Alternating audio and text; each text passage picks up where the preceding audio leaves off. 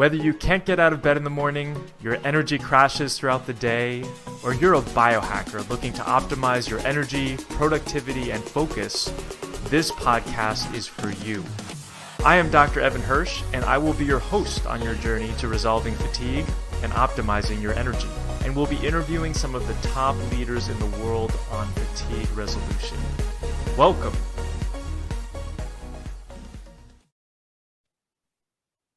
Hey, everybody. Welcome back to the Fix Your Fatigue podcast.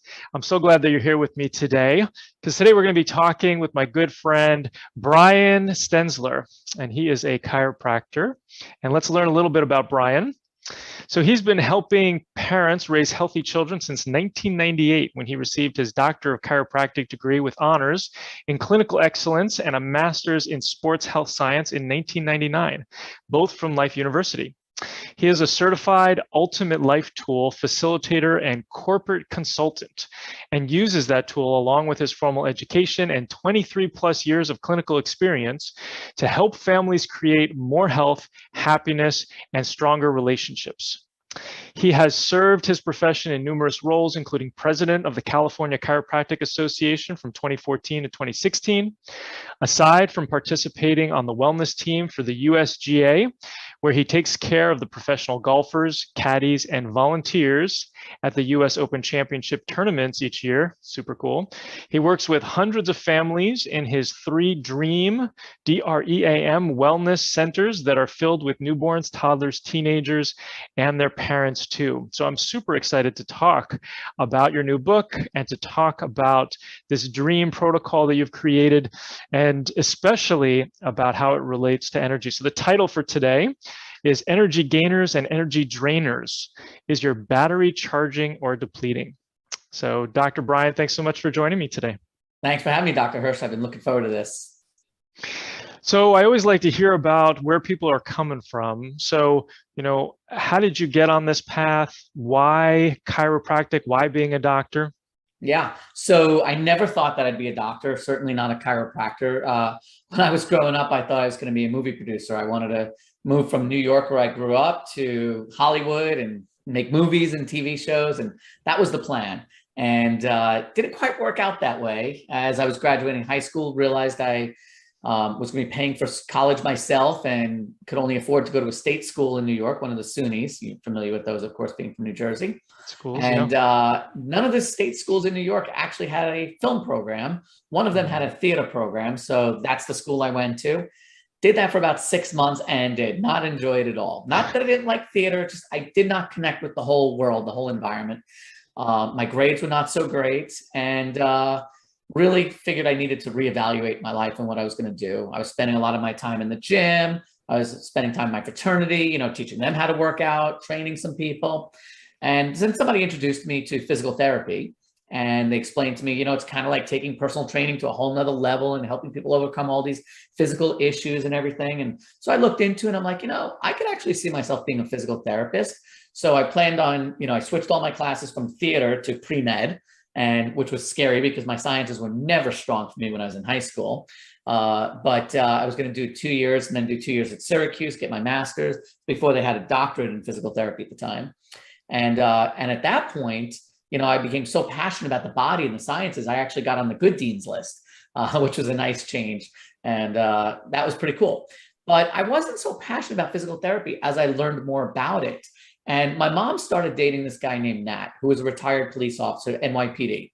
And Nat asked me if I ever thought about being a chiropractor. And at the time, I didn't know anything about chiropractic. I thought that they were like just fake doctors that cracked people's backs or whatever. I couldn't even pronounce the word. So I was just like, no, I never thought about being a chiropractor. And he goes, well, I don't know too much about it either, but my son Steve just started chiropractic college over at Life in Marietta, Georgia, outside of Atlanta. And I've never seen him so happy, so passionate, so motivated and everything else. I think you should talk to him.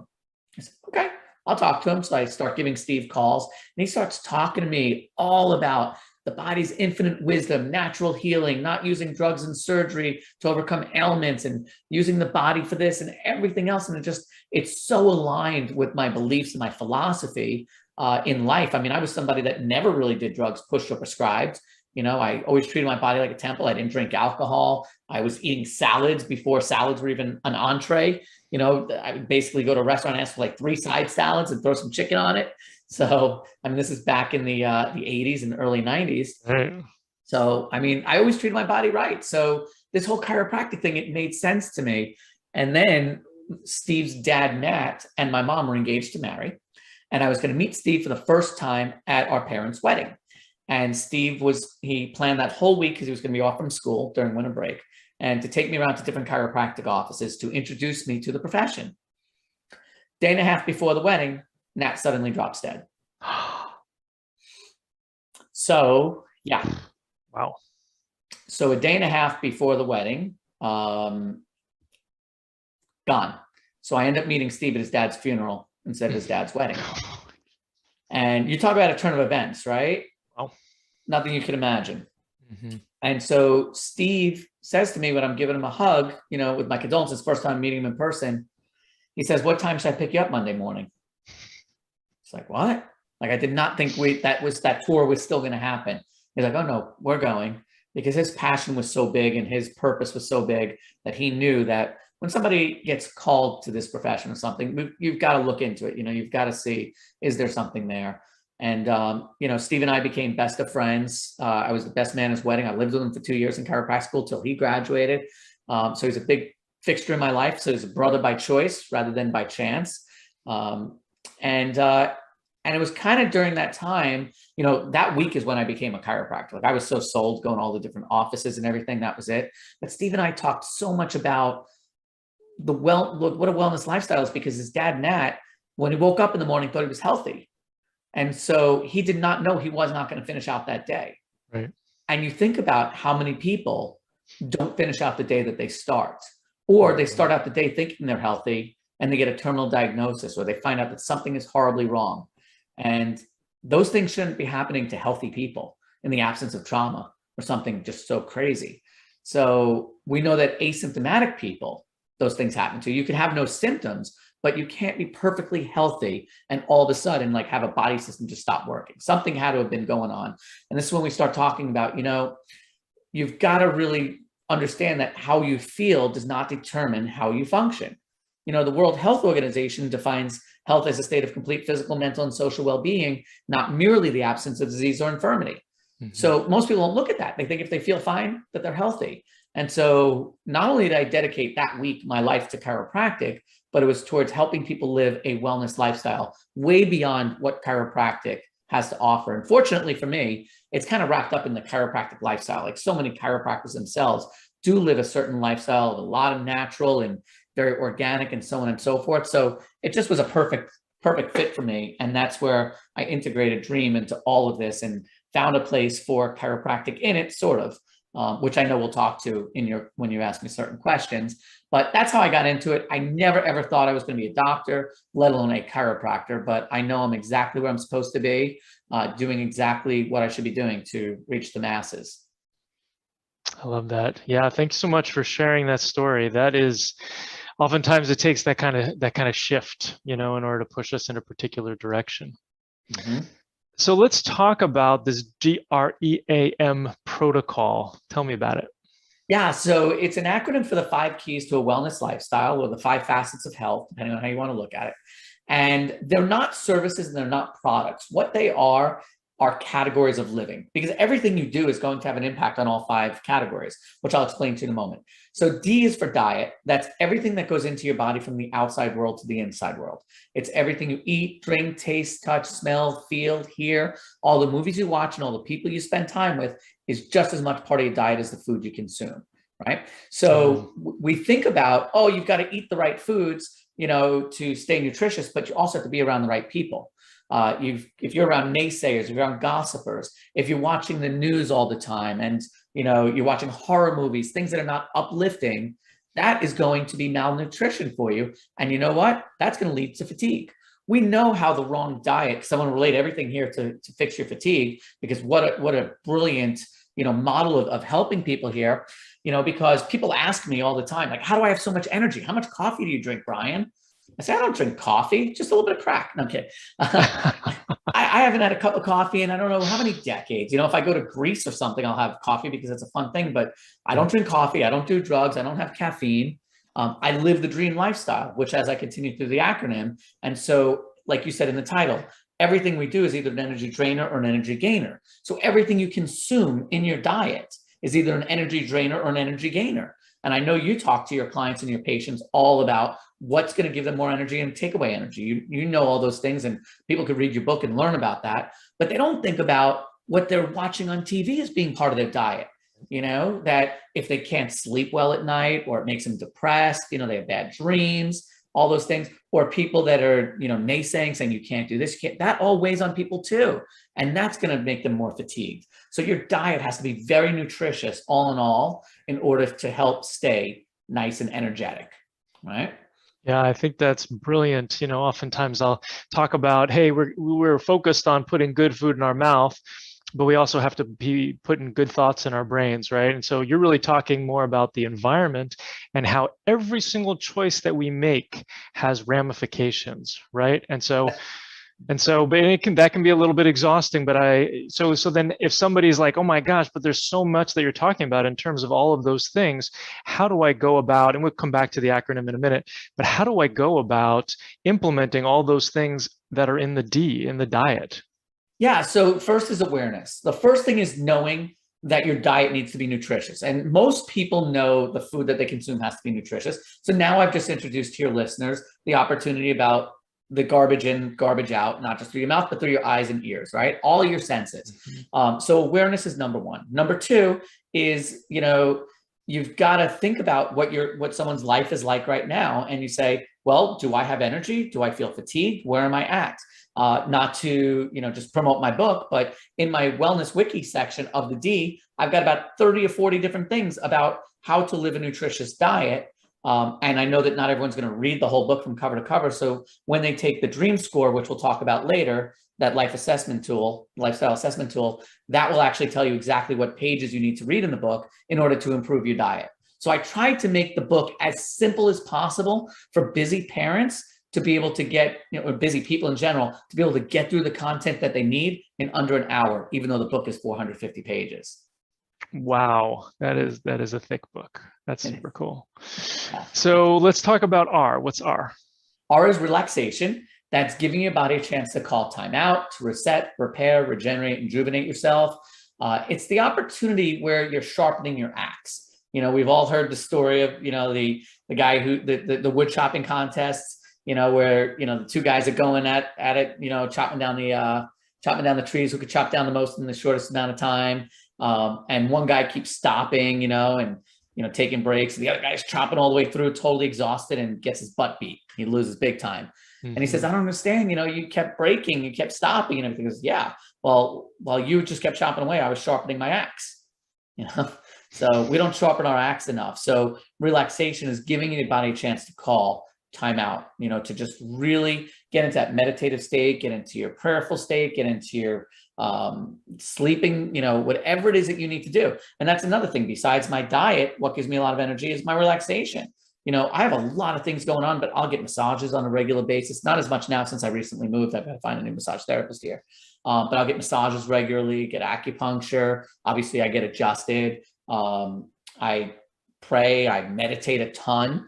Like if I'm tired and I get to the gym and I'm exhausted, I'll do a 10-minute meditation and bam, wake up. I'll do some brain tap, all different types of things in order to get my body relaxed. And I don't even sleep a lot. Like people ask how much I sleep. My entire life, I've been a 6.5 hour sleeper, often less than that. People say it's not enough. Well, who are they to say it's not enough? Every person is different. I don't wake up with an alarm, and I wake up wide awake. I'm not tired. I'm ready to jump out of bed. So everybody needs a different amount of sleep. I don't recommend that people try 6 hours a night of sleep, but if that's what their body naturally does and they have that much energy, I mean, my gosh. In fact, Dr. Hirsch, this is interesting. I get fatigued if I sleep too much. If I sleep over 7.5 hours, I drag. I can't even get out of bed. It's really weird. So I know my body well enough. So that's one way that I fix my fatigue when I sleep too much, but it's hard for me to sleep that much. But that's the R in relaxation. I'm going off on tangents here. Any comments you want to make on relaxation before I go into the E? I mean, it sounds great to me. These are all really important tenets. So you talked about meditation, you talked about prayer, you talked about, sounds like massage. I would imagine vacations in there. Vacations, acupuncture, chiropractic, relaxing the nervous system. Mhm. Yeah, sleep. There's a brain tap. Another thing that I like to do, especially if I'm traveling. There's a difference in time and everything else. So, which is, I mean, there's just some cool things that you do. Whatever it is, it doesn't matter what you're doing for relaxation, as long as you're relaxing, as long as you're getting that time. It could be talking to your spouse, talking to your friends, talking to your children, your parents, whoever it is, just having a nice conversation and, zoning out and not being focused on, work all the time. Yeah. And can you explain what brain tap is? Yeah, so brain tap, I was introduced to it many years ago. I think it was like 6 years ago when I was speaking in a conference in, I think I was in New Jersey. Yeah, I was flying from California to New Jersey, and I was on the red eye, get off the plane, and I hadn't slept the night before either. So 2 nights in a row, not sleeping, and I'm supposed to speak in a couple of hours, and I'm tired, and I'm not usually tired. So I get there and I asked the guy who's running the conference, one of my mentors, Bob Hoffman. I said, I've got about an hour and a half before I speak. I think I'm going to go to my room and just kind of close my eyes. He goes, no. He goes, go try out brain tap. I'm like, what? He introduces me to Dr. Porter. And so I go there and it's like puts on these weird glasses. And it's got like all these weird flashing lights. And he says, just relax. And they got like these meditative things going on that I'm listening with headphones. And after I think it was like a 16-minute thing, I thought I'd slept for 5 hours. I mean, I was totally relaxed, totally rejuvenated, body unit, and it literally retrained me from being able to sleep. I used to have a very hard time falling asleep, and that retrained me. So brain tap is awesome. You could check it out. You could go to braintap.com, or I've got on my resource pages things about that. But yeah, it's awesome. Are you familiar with brain tap yourself? I'm not. Okay, it's amazing. So check it out. I'll send you some info on it, but it's super cool. I will definitely check it out. Great. So let's talk about DRE. Yes, E is for exercise. That's any activity that requires physical or mental exertion, right? So we know about the exercise that we do, like, you go to the gym, you walk around the block, taking stairs instead of the elevator, lots and lots of different types of physical activities you do, whether it's cardio or weight training.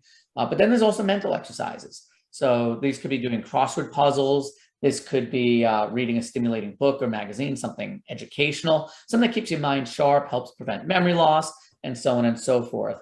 And of course, people that exercise on a regular basis typically have a lot more energy than people who don't, right? I mean, I'm sure that's one of the prescriptions that you give your people is make sure you're moving your body, because when you don't move and you're sedentary, you're just kind of stuck, right? And then you don't want to move and you get into this state of malaise and everything else. So exercise, extremely, extremely important in the 5 facets. And then I'm going to skip A for a second. Well, wait, before you go, I just want to give a caveat. So for those of the people who are listening who do have chronic fatigue, we do like to talk about the Goldilocks dose of exercise, because if you exercise too much, and this also goes for people who've got long haulers, you exercise too much, it's too hard on the body, it ends up crashing them. And so we do have to find that dose initially, but once their energy gets up to about a 7, 8 out of 10, then it works the other way, where you have to have more energy. Otherwise, you're going to feel more fatigued. Right. Very good. Because the last thing you want to do is have adrenal fatigue, cortisol production, and everything else. So make sure you're exercising the right way. I'm just generalizing exercise, but thank you for pointing that out for your people, because your people probably have some fatigue and stuff like that. So thank you for pointing that out. That's very important. Awesome. Absolutely. Yeah. Yes. So go for it. A. Oh, you're going to skip A. We're going to skip A for a second. We're going to jump to M. We're going to go to mental wellness, and that's connecting your inner purpose and passion to your outer goals and tasks in all phases of life. Being right with your self-esteem, self-worth, self-values, and so on and so forth. I refer to it as kind of like the process of putting on armor in the morning. So when you start your day properly, like again, through affirmations, prayer, exercise, whatever it is that you're doing, you're waking up, and instead of being like, oh God, it's morning, you're like, oh God, it's morning. Like you're excited about it. And because you're so ready and you got your armor on, that anything that comes your way, you're ready for it, and things are just bouncing off. You stub your toe and it's like, oh, that hurts, but I'm okay. And I'm ready to move forward. And, you just have a much more positive outlook in life. And there's so many things that you do that I mentioned in the book on mental wellness. Like it's one of the biggest chapters in the entire Wellness Wikis book. It's like the D and the M are like the two biggest chunks, like bookends and stuff. So, and it's something that's just not talked about enough. Usually, when you talk about mental wellness, it's usually, talking about getting somebody on psychotropic medications or something because they get all these problems and everything. But there are so many things that you can do to build that armor to create the life that you want to create. So this way you have the life that you want to have and you're living what you want to live. Anything you want to add on that? I mean, it's essential. We've got a big mindset component to our program where we talk about a daily mindset practice that we use. So, and what percentage do you think of like overall wellness is the M? Well, so I put the 5, you're talking about like the percentage of the keys. Is that what you mean? Yeah. I give them all the same 20%. Okay.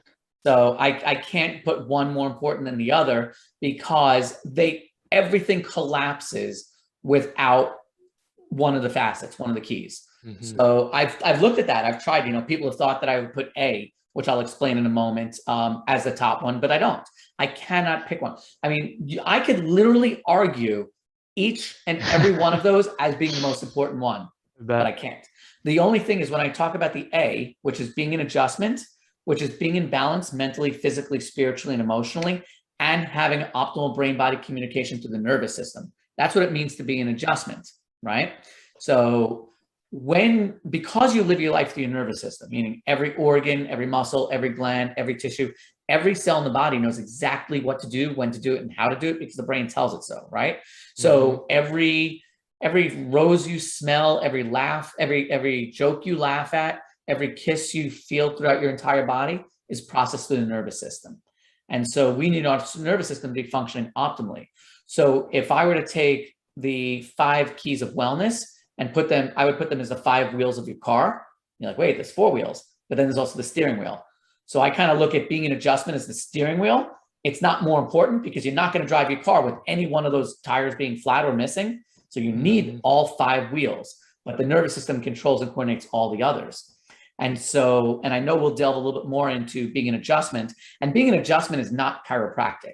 People always think, oh, A is the chiropractic adjustment. No, being an adjustment is about being in balance, that physically, spiritually, emotionally, and having optimal brain-body communication to the nervous system. So while chiropractors help get people and keep people in adjustment, so is the work that you do. So is a massage. So is doing the right exercise. And that's why I say that excuse me, everything that you do in your life has an impact on all 5 facets, all 5 keys. And that's really essential. And that's where it kind of puts it all together into perspective. Excellent. So then where does structure come into play in this protocol? Yeah. So structure will fall mostly into the A part of it. The structure is not all of A, but structure fits into A more than anywhere else. And so we know that structure determines function, right? You look at a car, you know what a car is supposed to do kind of based on the way it looks. So if you see a Jeep, you're not going to want to go in the Autobahn with that, right? But if you want to go camping, a Ferrari is not going to be very good. How do you know the difference between a Jeep and a Ferrari? Is you look at it, right? It's structured differently. Could you put ski racks on a Ferrari? Yeah, you probably don't want to do that though, right? It's not aerodynamically designed for a ski trip, out in Utah or Colorado. So structure determines function. Everything on this planet is structured a certain way to function a certain way. And our spine is no different. We've talked about this in the past, is that because we live our lives through our nervous system, we need to make sure that our brain and body are communicating optimally and that there's no tension on the nervous system. What happens is, due to the inability of adapting to a stressor, a chemical, physical, or emotional stressor, we go out of adjustment. And when we go out of adjustment, we can actually have vertebrae misalign and put pressure on nerves, interfering with the message between the brain and the body, which could be a major, major cause of fatigue, right? If your nervous system is kind of being suppressed, right, you're not going to be getting everything out of it. Not to mention, it could put you into sympathetic dominance, right, which puts you in that overload of fight or flight, right? And then everything is working harder. So structure is extremely important when it comes to your overall health and well-being, but it's especially when you're dealing with energy levels. So most people think that, if my back doesn't hurt or my neck doesn't hurt, I don't need to do anything about it. If it ain't broke, don't fix it. But what they don't realize is that fewer than 5% of the nerves in the body actually transmit information about pain. If it doesn't have one of those fancy receptors on it called a nociceptor, NOCI doesn't respond to pain. So more than 95% of your human experience has nothing to do with how you feel in terms of pain. So we can't rely on how we feel to determine, again, how we function. Interesting. So obviously chiropractic can readjust that spine and kind of open up and allow for better signaling. What else can do that? Are there at-home exercises? Is this something yoga can do as well? Or tell me a little bit about that. Yeah, so when somebody is out of adjustment, really sort of falling down the stairs in the perfect posture and getting things back knocked into alignment, a chiropractor should be on everyone's healthcare team. Because once you're out of adjustment, once you have not adapted to a chemical, physical, or emotional stressor, and you have a misalignment, it's kind of like this.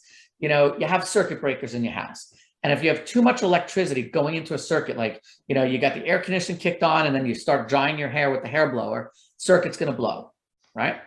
And how do you know which circuit just blew? Is, well, simple. You go to the circuit breaker and you see which one's out of alignment. Bam, knock it back in. Let's say you don't bother hitting the circuit and you decide to use a fan, from another circuit, or you use a battery powered fan, and there's no light, so you put a flashlight next to whatever it was, right? Then you're still going to get the light, you're still going to get the hair, the blowing and stuff like that, but you didn't get to the cause of the problem. And if you have that circuit also connected to a refrigerator, the food's going to rot in the fridge. So I'm throwing a whole bunch of metaphors in here, but the idea is the first thing you got to do is you got to get the circuit back in. So you got to get the pressure off the nerve, right? You got to get the bone in alignment. So in the situation when you already are out of adjustment, then it's very often that you need a chiropractor. Now, it doesn't mean you can't use a foam roller, pop your back and get lucky that something goes back into alignment, but I wouldn't count on luck, because you could also be knocking things out of alignment by hearing all those great pops. But if you do the yoga, if you do the acupuncture, if you do all the exercises, you do all the right things that I talk about, in living the dream lifestyle, then hopefully with the absence of trauma, you should always stay in adjustment. So you go to a chiropractor on maybe a monthly basis or bi-monthly, or maybe every 6 months biannually, or maybe once a year annually, just to get checked. And if everything is where it needs to be, the chiropractor doesn't need to do anything, but just advise you, or just say, come back in 6 months and let's check you again. So it's kind of a hard question, because, when you say you want to get, a nail into a wall, probably one of the best tools to use is a hammer, right? So you got to get the hammer in there, but there are other ways of trying to get it in there. But having a chiropractor on your healthcare team is absolutely essential, especially if you've gone out of alignment. So you have a chiropractor on your team for two things: one, to get you back in alignment if you're out of alignment, and two, to tell you if you're out. So, and if you're not out, then great, keep doing what you're doing in the lifestyle. But all those other things, my goal, in my profession, is to basically make chiropractic obsolete, to make it so everybody is living such an amazing lifestyle, they never need to go to get adjusted without any trauma knocking them out of adjustment. But they're going to chiropractors more so for advice and to check them for what we call subluxations, which is basically interference to the nervous system caused by stress, caused by vertebrae being out of alignment, if that makes any sense. It does. It does. So then how do you choose a chiropractor? Because I know good chiropractors, and I also know some not so good chiropractors, at least from what I've heard from my patients and clients. And so how do you know if you're creating this team for yourself, how do you know who's going to be a good fit?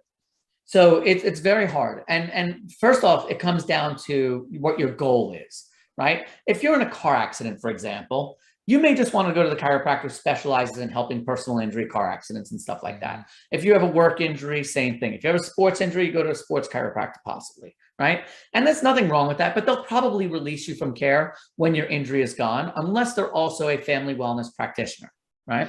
So I always did family wellness. I did pregnancy and pediatrics. That's what I did practicing for 23 years. And when you understand what your goal is with the chiropractor, it's going to help, because not everybody wants family wellness. Some people just want to get out of pain and leave and be done after 3, 4, 5 visits. To me, that's using chiropractic like medicine. It's a Band-Aid, it's an aspirin. It's much better than not doing anything and getting in alignment. And those chiropractors are very proficient. but they're not necessarily into lifestyle health and wellness and checking your nervous system. So I think the most important thing that a person can do is ask the chiropractor, what do you do for your analysis? What are you doing to measure where I am now and where I am going? So there are some chiropractors, for example, that take x-rays, and they only take x-rays. There are some that do only posture checks. There are some that do palpation where they're feeling the spine, in motion and sitting and feeling what it's like. There are some that do certain types of scans, such as, and this is what I always did, was surface electromyography, which measures the tonicity, how much nerve energy is going to the muscles alongside the spine to see if everything's contracting and relaxing equally. Not because I care about the muscles, but also because I care about the nerves going to those muscles and what other organs and glands could be affected by something being out of alignment. The thermography, that tells us about the autonomic nervous system, the part of the nervous system that controls the organs and glands, and also heart rate variability that measures if somebody is in sympathetic or parasympathetic, if they're in sympathetic dominance, if they're in stress mode, what's going on with their adrenals, their cortisol levels and stuff like that. Not because I care about those things individually, but because I want to see about the nervous system as a whole. So I don't want to be one of those people that say, hey, if you don't go to a chiropractor that does all those types of scans, you're not going to a good chiropractor. Mm-hmm. You're just not going to a chiropractor that practices like I did, that's looking at the whole and looking at creating, helping enhance lifetime wellness for yourself and your family if you have a family. So it comes down to trust. Always read reviews, go on Yelp and, look at the best reviews, look at the worst reviews. And, we know a lot of people write bad reviews because of competition or other reasons. So you can't look at one or two. You got to look at the whole of them and ask as many people as you can. Who you're going to. And, I'll have resources on my website for my readers about finding all different types of practitioners, not just chiropractors, but practitioners in general that are in alignment with the dream lifestyle and that they really want to help people get better as naturally as possible. But, just because someone has a license doesn't mean that they're a good doctor, that as an MD. And just because they don't do things the way I do doesn't mean they're not a good doctor. So there's a lot of different ways of doing it. And it's got to come down to trust and results. But I think the most important question that anybody should ask a doctor of any kind, but especially a chiropractor, is what are you doing to analyze where I'm at and where I'm going? How often do you check my results and so on and so forth? That's really helpful. Thank you. And what about the time spent? It seems like that, if somebody is spending more time with you, if the appointments are longer, potentially there's more coaching that's happening in there, and that might be something more along the lines of what you're advocating? No, in fact, I don't think the time that the doctor is spending with the person matters as much as the quality of the time. So I had one of those offices where my adjustments were 3 to 5 minutes. That was it.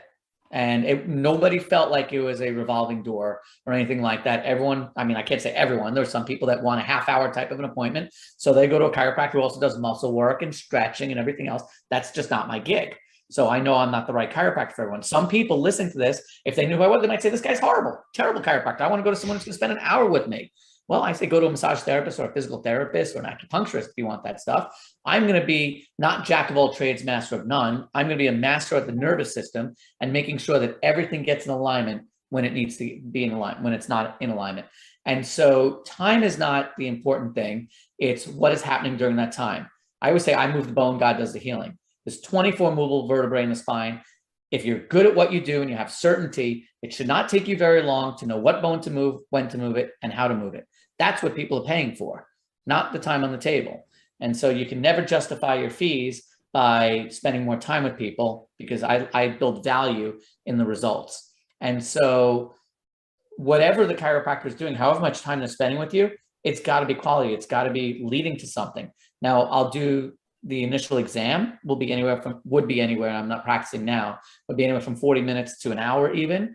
I would do re-exams every 12 to 15 visits so I can monitor progress, see where they are and where they're going. So those I spend more time with them. But on the routine visits, they're very quick, and I just educate people, educate. Throughout I did workshops, and that's where we did extended consultation type stuff.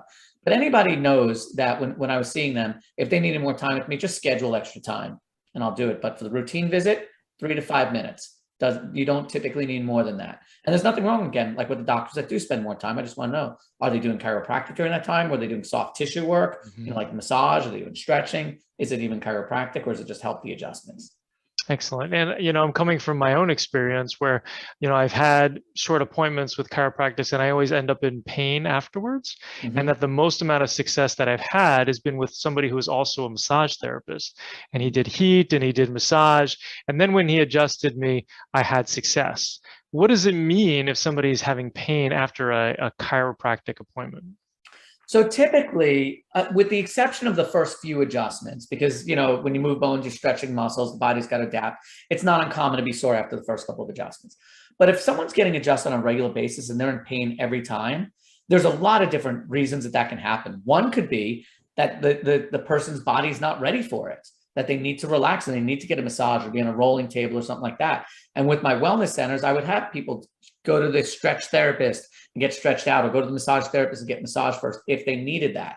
Most people I found did not need that, but there were some people that did it. Sometimes it could be bad technique from the chiropractor. They're just, not every chiropractor is great at adjusting. Maybe they're rushing. Maybe they're not certain. Maybe they don't know exactly which bone to move and when to move it. Maybe their analysis is not consistent with what's out of adjustment. And there are some people that just have like injury that could just be aggravated when you get adjusted. So there's so many different reasons, but the truth of the matter is nobody should be in pain after an adjustment.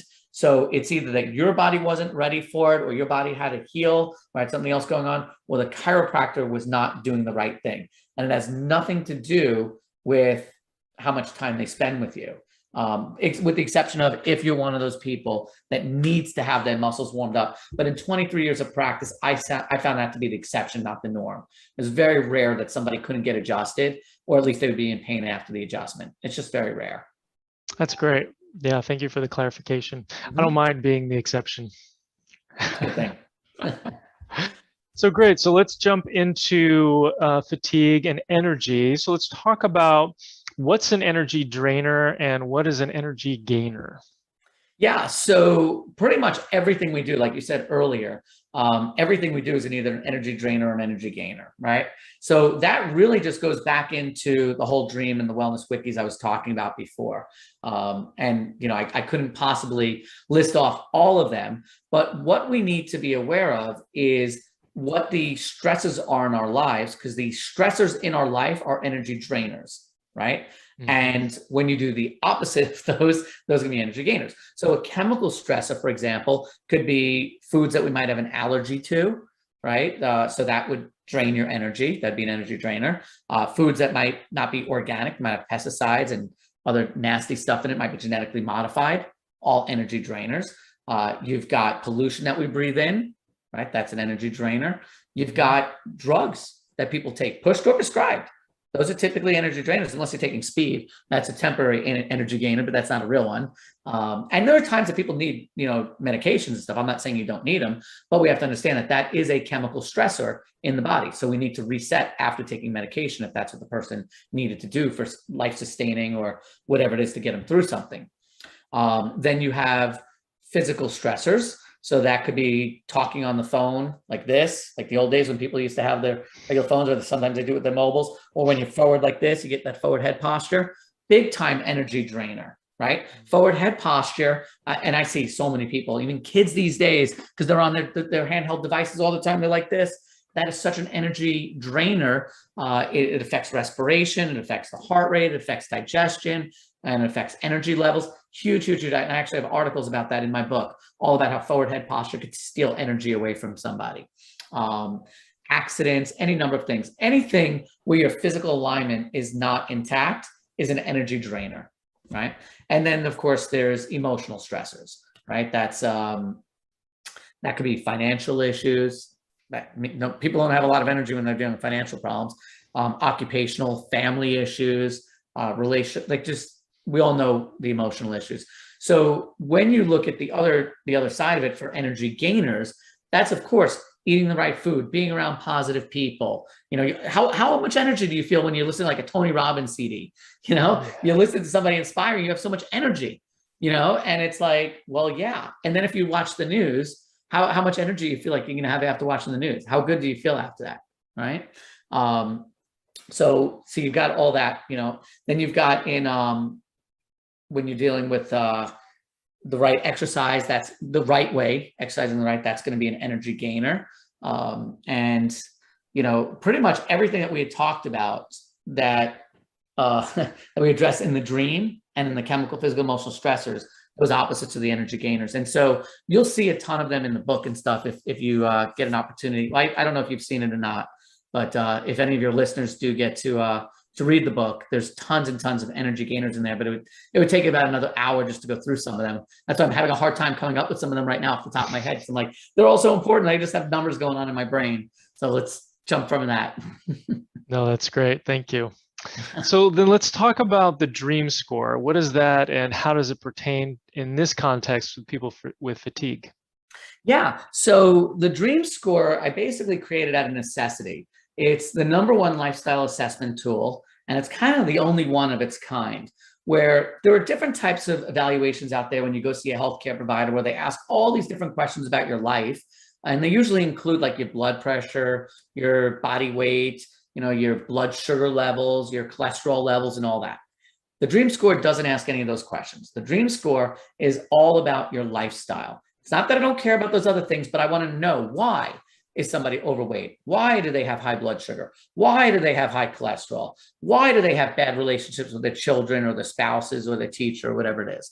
And so it's an 85-question survey all about your lifestyle that will help us get to see, and the other practitioners out there, to help see, where are you in your wellness walk?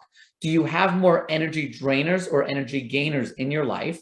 Is your battery depleting or charging? And I made a static test to be very dynamic by giving you a score. You get the battery results, really super cool. But the best part of it, besides having a great score and people go around talking about, what's your dream score? What's your dream score? I love that.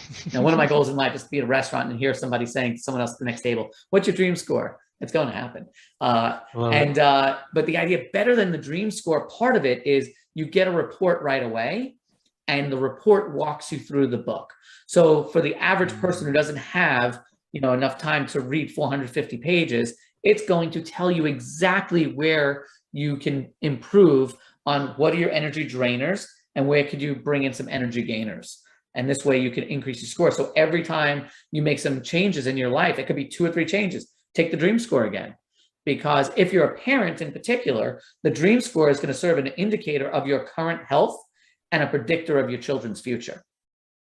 So it's a very powerful tool, and I recommend everyone takes it, and it's free.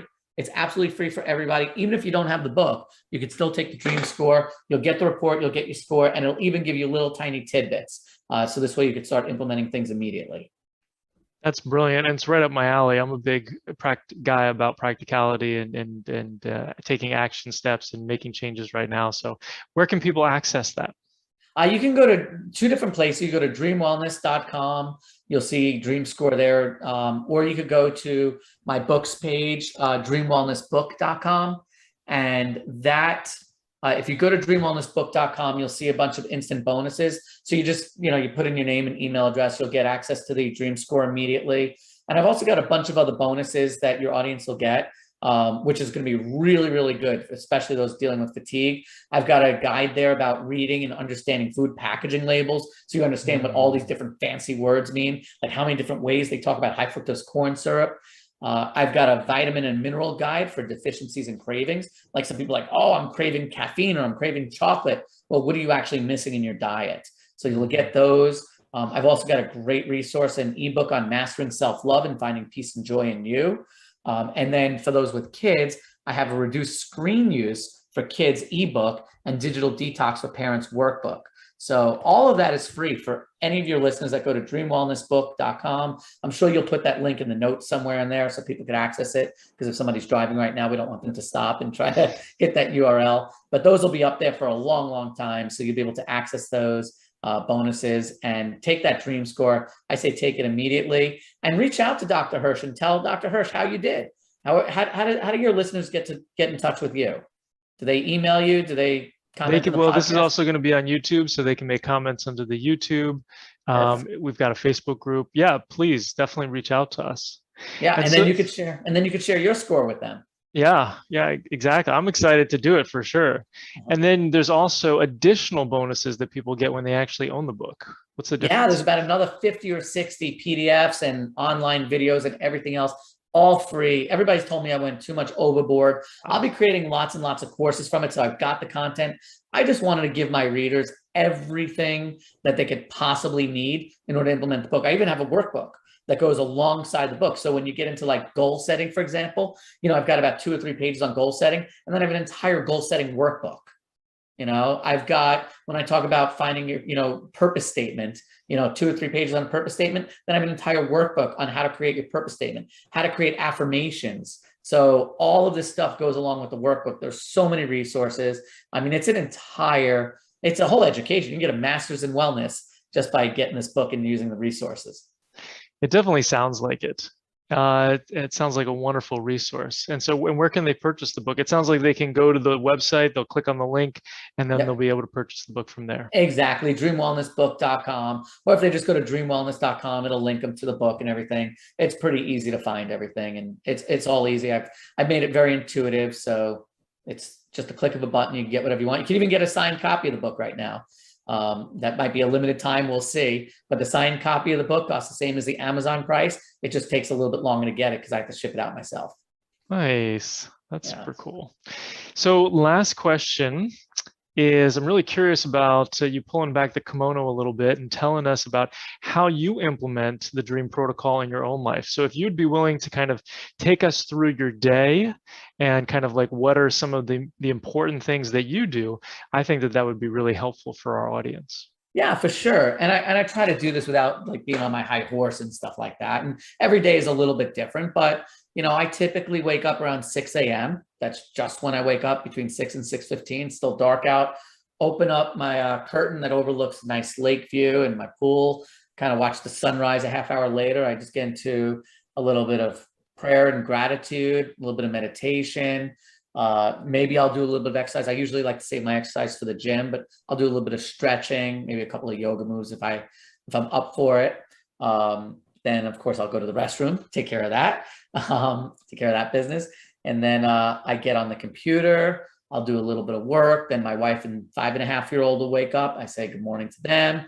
We have a good, healthy, nutritious breakfast. We have a shake every morning for breakfast, a good protein shake with lots of spinach and kale and yummy stuff. It tastes really good, and it's pretty much all vegetables, no sugar except for what comes in the fruit, a little bit of fruit that we have. So I'm making sure that I eat 3 healthy meals every day. I make sure I get to the gym 4 to 5 times a week. And I get, like I said, I used to get massages every week up until moving to Florida. Now I got to find a good massage therapist that's local. I'm very new here, so there's a lot of new things in my life. But interestingly, going through the whole transition, being homeless for a while, renting an Airbnb for a month while I was looking to buy a house, it was kind of things were in disarray, but I still continued to live that dream lifestyle. And then when we finish every day, we always finish with prayer, meditation, and everything. We ask my 5.5-year-old before he goes to bed, who did you help today? What did you learn today? And what are you grateful for? And so we're teaching him these different things. There's so much that goes into it. Also, of course, I'll get adjusted every 2 to 4 weeks or so. I used to get adjusted more frequently than that, but it's a little harder now because I'm far away from the closest chiropractor that I know. But thank goodness I'm living the dream lifestyle. I don't need to get adjusted as much as I used to. When I was in full-time practice, adjusting hundreds of people, I needed to get adjusted at least once a week. Now I could go once every 2 to 4 weeks and I'm good. So, and it's not about how I feel, but it's based on how I function. So those are just some of the things, but every meal that I have is a pretty good meal. It's a pretty healthy meal. I don't believe in everything in moderation because I say once you lick the lollipop of mediocrity, you'll suck forever. I believe in excessive goodness and a little bit of bad stuff. And when I do the bad stuff, it's not all that bad. So like an example of that would be like if I take my kid to a cookout or something like that, a campfire, he's going to want s'mores. So we'll have marshmallows that are organic, not made with high fructose corn syrup. We'll have graham crackers that are made without refined flours and refined sugar. We'll have chocolate that's actually made with real chocolate, not this mock-lit stuff that they're putting in chocolate bars these days. So there's a way of mitigating and neutralizing the bad stuff and making it a lot less destructive. So I don't know. That's just an example of some of the things that I do in my life. And it's not that hard. It's just a habit that I've created. And I think that that's the important thing, is that, you know, the habits aren't created overnight, right? And so it's this practice, it's these baby steps that end up getting you there. Yep. And I'll say something else also. I don't always score that well in the dream score. Like when I take the dream score, when I see scores that come in higher than my scores, I'm like, yeah, if that person's telling the truth, that's awesome. I've never scored 100 on it, even though I wrote it. I typically teeter between a 92 and a 95. I think maybe a 96 is the highest I've ever gotten. I think an 88 is the lowest I've gotten. But our lives are dynamic. We go through different things. But each time I take the dream score, and I encourage people to take it as often as they want, each time you take the dream score, hopefully it's basically reminding you of the things that you need to do to get your daily habits in a good thing. Because we can't blame our woes in life on bad luck, bad germs, and bad genes anymore. We have to look at the choices that we make and to live by choice, not by chance. I like that. Live by choice, live on purpose. That's it. Live on purpose. Excellent. Well, Dr. Brian, my friend, I really appreciate everything that you've brought today and your book, which is really a gift to this world. So thank you so much for joining me. Thank you, Dr. Hirsch. It was great being here. I hope you learned something on today's podcast. If you did, please share it with your friends and family and leave us a 5-star review on iTunes. It's really helpful for getting this information out to more fatigued people who desperately need it. Sharing all the experts I know and love and the powerful tips I have on fatigue is one of my absolute favorite things to do. If you'd like more information, please sign up for my newsletter, where I share all important facts and information about fatigue, from the foods and supplements to the programs and products that I use personally and recommend to others so that they can live their best lives. Just go to fixyourfatigue.com/newsletter to sign up, and I will send you this great information.